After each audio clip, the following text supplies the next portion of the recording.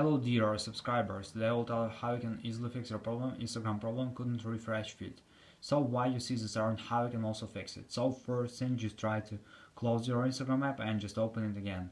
And if it doesn't help, if you still have this error, so you can also just try to tap on Instagram app, just tap on remove. So after, just go to App Store, just go to search tab. In search tab, just write here Instagram, and if you see here, you will see here not open but get, just tap on get button and wait until it will successfully download and install Instagram on your phone.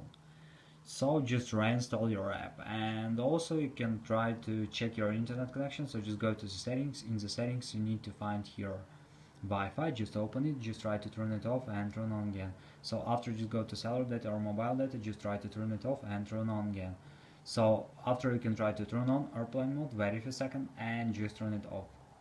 And the latest option you can try, just try to restore your device. So just go to the general, just scroll down, just tap on shutdown, slide to power off, wait a few seconds and just power on your phone again. So just simple restore your phone.